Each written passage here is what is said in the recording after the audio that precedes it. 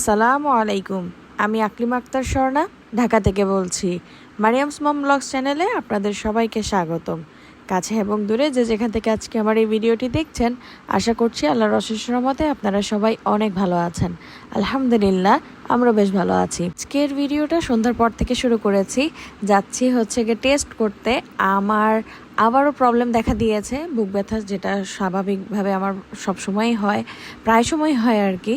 তো যাই হোক, এখন হচ্ছে গিয়ে আমার 2 বছর আগে, মানে ইব্রাহিম হওয়ারও আগে, মানে অলমোস্ট 3 বছর হয়ে যাচ্ছে, আমি লাস্ট একবার টেস্ট করিয়েছিলাম যে আমার পিত্তথলিতে পাথর আছে কিনা।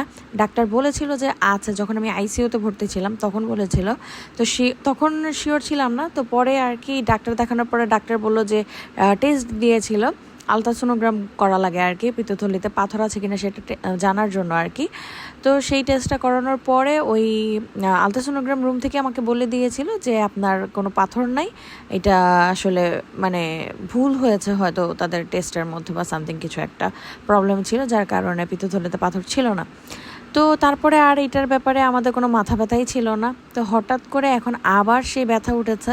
তাই আর কি মারুমের বাবা ভাবলো যে আমরা টেস্টটা করে দেখি যে পিত্তথলিতে পাথর হয়েছে কিনা। এইটার কারণেও হতে পারে অনবরত ব্যথা, কন্টিনিউয়াসলি আমার আর কি বুক ব্যথা করে। তাই আর কি ডিসিশন নিয়েছি যে আবারও টেস্ট করে দেখবো যে পাথর আছে কিনা।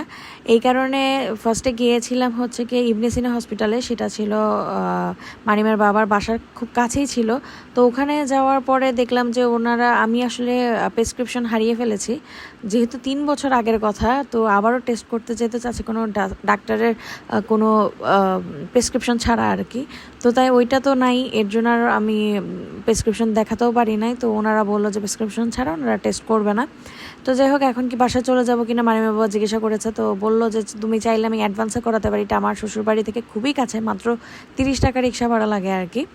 তো অ্যাডভান্স হসপিটাল মানে ফরাজের উল্টা পাশে, যারা বনশ্রীতে থাকেন বা আশেপাশে আছেন তারা চিনবেন হয়তো। তো যাই হোক, তো পরে অ্যাডভান্সে আসলাম, এসে পরীক্ষা করে গেলাম। আলহামদুলিল্লাহ, এবারও পজিটিভ সাইন, যে মানে কোনো পাথর নাই আলহামদুলিল্লাহ। তো খুবই খুশি হয়ে গেলাম আর কি। তো তারপরে এই তো খুশি মনে চলে আসছি বাসায়। এটা তার পরের দিন সকালবেলা। রাতে আর ডিনার খুব একটা কিছু করি নাই, শরীর ভালো লাগছিল না, তাই প্রচণ্ড বুকের ব্যথা ছিল। সকালবেলা হচ্ছে কি মিষ্টি কুমড়ো ভাজি করেছি, ডিম পোচ করেছে, আর রুটি ভেজে নিয়েছি। তো মারিমের বাবা খেয়ে চলে গিয়েছে, এখন বাচ্চারাও চলে গিয়েছে। আমি জাস্ট একা বসে নিজের নাস্তা এনজয় করছিলাম আর কি।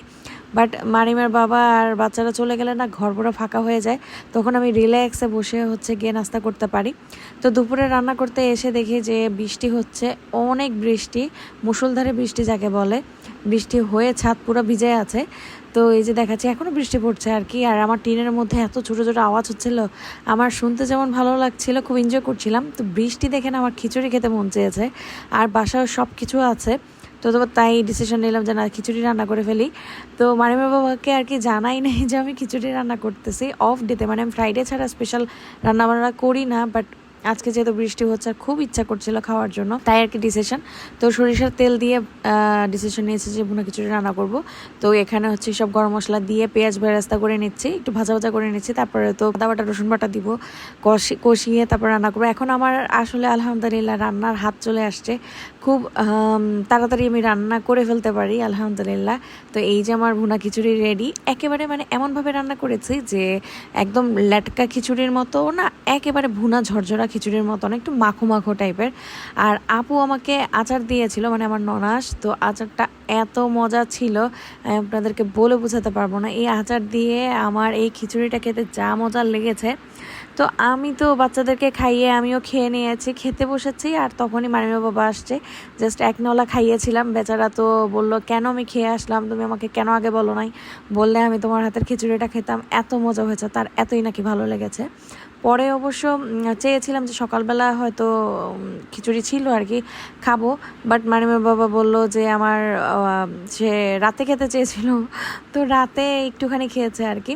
তো এটা সকালবেলা নাস্তায় স্যান্ডউইচ করেছি। উনি বললো যে পাউরুটি দিয়ে কিছু একটা করো, স্যান্ডউইচ খেতে ইচ্ছা করছে। তো ওনার যেটা বলে আমি তো সেটা করার 100% চেষ্টা করি। তো যেমন কথা তেমন কাজ স্যান্ডউইচ করে ওনাকে নাস্তা খাইয়ে বাসায় মানে উনি চলে গিয়েছে অফিসে। আর আমি হচ্ছে গিয়ে লাঞ্চ ওই খিচুড়ি ছিল, খিচুড়ি যা ছিল সেটাই খেয়েছি। সন্ধ্যার নাস্তা পিৎজা বানিয়েছি, কিছু ব্রেড ছিল, চিজ যেহেতু ছিল সব দিয়ে আমি সুন্দর মতো হচ্ছে গিয়ে ব্রেড পিৎজা বানিয়ে নিয়েছি। সন্ধ্যার নাস্তা খেয়ে এখন আমি লেগে পড়েছি, যেহেতু বাপের বাড়ি চলে যাব। আজকে ডিসিশন হুট করে হয়েছে যে আমি মোহাম্মদপুর চলে যাব। আমার ভাই আসতেছে কানাডা থেকে, তার উপর হচ্ছে গিয়ে আবার কি বলে মানে আমার কিছু কাজও আছে আর কি ইম্পর্টেন্ট মোহাম্মদপুরে, তো আমার যেতেই হবে আর কি। তো তাই আর কি ভাবলাম যে ঘরের সব কিছু একদম গুছিয়ে রেখে যাব, যেহেতু লং টাইমের জন্য যাচ্ছি বাপের বাড়ি, যাতে আমার কোনো জিনিসপত্র নষ্ট না হয়। এর জন্য কিছু কাঁচামরিচ আর ধনেপাতা ছিল, সেটাকে আমি একসাথে ব্লেন্ড করে ফ্রোজেন করে রাখবো, মানে ডিবে ভরে রাখবো ছোটো বাটিতে করে রেখে। আর হচ্ছে গিয়ে পেঁয়াজ ছিল কিছু, সেটাকেও ব্লেন্ড করে পেঁয়াজ বাটার মতো করে রেখে দিয়েছি ডিপ ফ্রিজের মধ্যে। মানে যা যা ছিল, আর আলু ছিল কিছু, পেঁয়াজ ছিল কিছু, সেগুলোকে আমি সুন্দর মতো ক্লিন করে আমি নর্মাল ফ্রিজে রেখে আসছি। মানে ফ্রিজ যেহেতু আমার ফাঁকা ছিল, তো আমি যা যা ঘরের জিনিস যা যা ছিল আর কি নষ্ট হতে পারে মনে করেছি, সব ওভাবেই গুছিয়ে রেখে তারপরে চলে আসছি। তো বাপের বাড়ি যাব এমন সময় আর কি মানিমের বাবাকে ফোন দিলাম যে কি অবস্থা, আসতেছেন নাকি অফিস থেকে। তো বললো যে এমন বৃষ্টি হচ্ছে কিভাবে আসবো। তো আমি দেখি যে হ্যাঁ, রান্নাঘরে গিয়ে দেখি সত্যি এত বৃষ্টি, তো মানে বের হওয়ার মতো অবস্থানে গাড়ি পাচ্ছিল না। তারপরে অনেক রাত করে আসছি।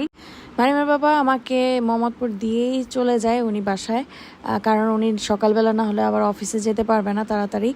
তো এই কারণে উনি আমাকে দিয়েই চলে গিয়েছে। তো সেদিন রাতে আমরা সবাই প্রেশার মাপছিলাম আর কি। তো এই করতে করতে রাতে ডিনার করে ঘুমিয়ে পড়েছি। এটা তার পরের দিন সন্ধ্যাবেলায়। তো রাহমা হচ্ছে গিয়ে আমাদের জন্য সবার জন্য থাই স্যুপ রান্না করেছে আমার স্টাইলে। আর আমি আগে থেকে বলে রেখেছিলাম যাতে করে ও চিকেনের একটা পুর করে রাখে, ওই পুরটা করে রেখেছে। আর আমি হচ্ছে ফেলোশিট নিয়ে আসছিলাম, সেই ফেলোশিট দিয়ে এরকম 3 কোনা 4 কোনা করে কেটে এইভাবে মাঝখানে পুর দিয়ে ঢেকে ঢেকে এভাবে করে ভেজে নিয়েছি। তো এত মচমচে হয়েছে, এত মজা হয়েছে খেতে। আর ও পুরটাও খুব মজার করে বানিয়েছিল আর কি। তো এই যে স্যুপের লুকটা জাস্ট দেখেন, এত সুন্দর হয়েছে আর খেতে এত মজা হয়েছে। ও অনেক মানে ও আসলে জাস্ট একবারই আমার হাতের স্যুপ বানানোটা দেখেছে আর শিখে ফেলেছে। ও অনেক দ্রুত শিখতে পারে আর কি, দেখলেই করতে পারে, সেম টু সেম করে ফেলতে পারে। মাশাআল্লাহ, ওর এই গুণটা অনেক ভালো। তো এই যে স্যুপ বানিয়েছে একেবারে মানে এত মজা হয়েছে, আমার মা বলতেছিল আমার থেকেও নাকি বেশি মজা হয়েছে। তো যাই হোক, আমি আবার ওদের জন্য মেয়োনিজ করে নিয়ে আসছিলাম। তো ও বলতেছিল ও আমার হাতের মেয়োনিজ দিয়েই খাবে। আমার কেন জানি আমার হাতের রান্না আমার কাছে ভালো লাগে না, আর সবার কাছেই ভালো লাগে। আর সবার রান্না আমার কাছে এত বেশি ভালো লাগে আমার নিজের রান্না চাইতে আর কি।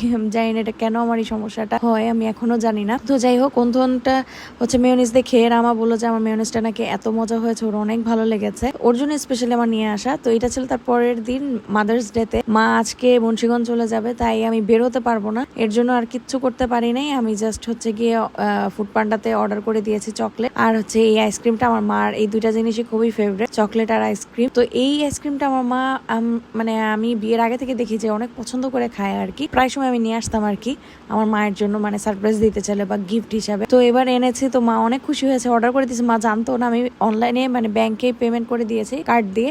তো পেমেন্ট করে দেওয়ার কারণে পার্সেলটা আসছে, মাকে বললাম যে মা জাস্ট তুমি রিসিভ করো। মা রিসিভ করে তো সারপ্রাইজ হয়ে গিয়েছে। এই সারপ্রাইজটাই দেওয়ার জন্যই মানে চেষ্টা ছিল আমার। ঠান্ডা লেগে যাবে দেখে আমার ছেলের আইসক্রিমটা আমি এইভাবেই রেখে দিয়েছিলাম, গলে গিয়েছে। আর তার খাওয়ার স্টাইল দেখাতে আজকের ভিডিওটা এখানে শেষ করে দিচ্ছি। সবাই সুস্থ থাকবেন, ভালো থাকবেন, আল্লাহ হাফেজ, আসসালামু আলাইকুম।